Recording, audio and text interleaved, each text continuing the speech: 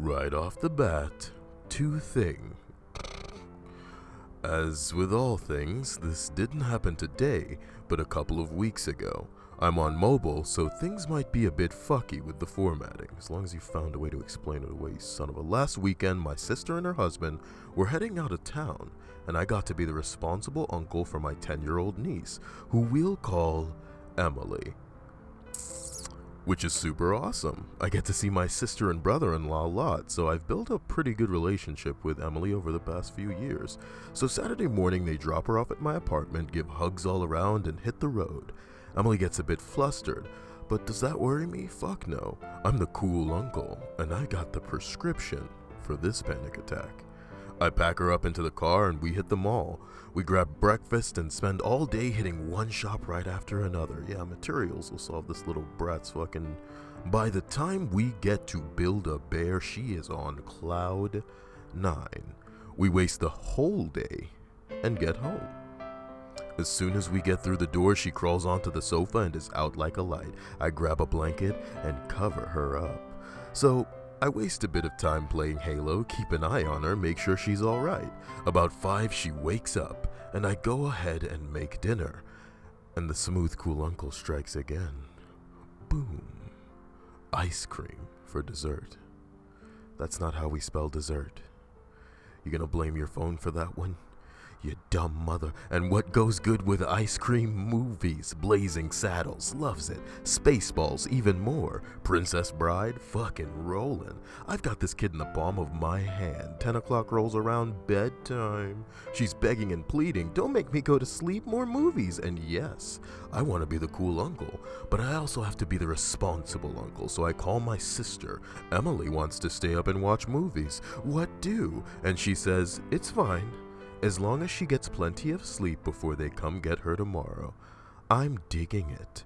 So I tell Emily to go pick out another movie and go back to talking to my sister. How's the trip? Everything all right? Blah, blah, blah. As I'm still on the phone, Emily comes running back to me, movie in hand. And out of all the movies on my shelf, which one does she pick out? Poltergeist. What fucking 10-year-old wants to see Poltergeist? I mean, it's just a fucking movie. She doesn't know what the contents of it are. So I go back talking with my sister. There's no way I can let her watch this. And she responds, no, it's okay. But if she gets too scared, movie goes off and she goes to bed. And against my better judgment, I let her. I did tell her it was a scary movie before we started, but she just have me that 1,000-mile smile. But she just have me that 1,000-mile smile. But she just have me that 1,000-mile smile and said she wanted a scary movie. Alright, kid. To my surprise, she did fairly well through the most of the movie. She huddled into her blanket and let out a few gasps and yelps every now and then, but every time I asked if she was fine, she just smiled and said, yeah, more movie. Until the pool scene. For some reason, the skeletons in the pool freaked her the fuck out over the rest of the movie. So I took my sister's advice, I turned the movie off, switched it over to Boomerang, and tried to call her down.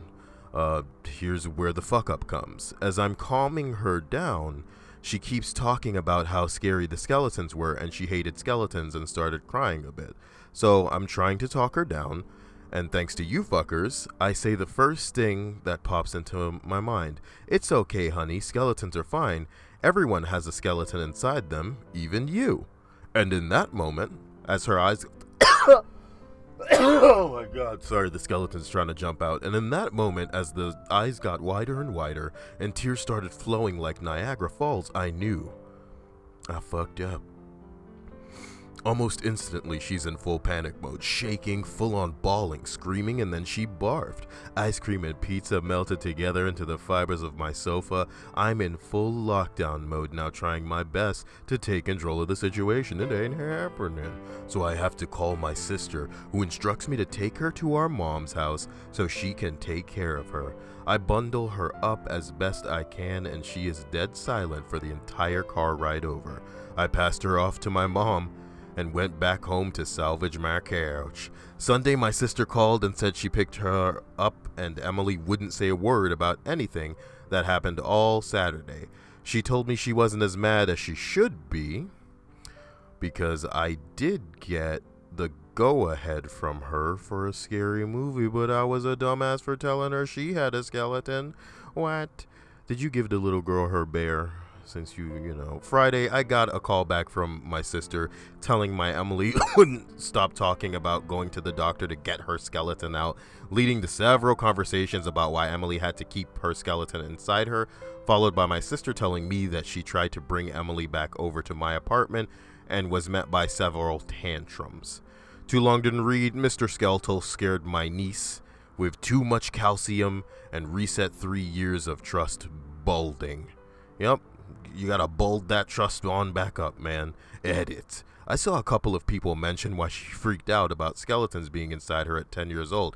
I called my sister and asked her to pry a bit more info out of Emily. Apparently, she took what I said to mean she actually had one of the skeletons from the movie inside her, like a pile of fresh, fleshy bones just hanging in.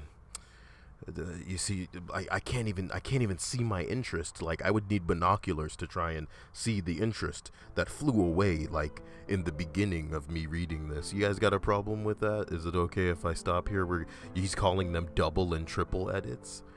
People guild shit like this on Reddit, and that's fine, But it didn't need to be this long. It's kind of like a Twilight Zone episode where, the whole sentence can be summarized in one sentence, but instead, let's stretch it for, what the hell is all of this?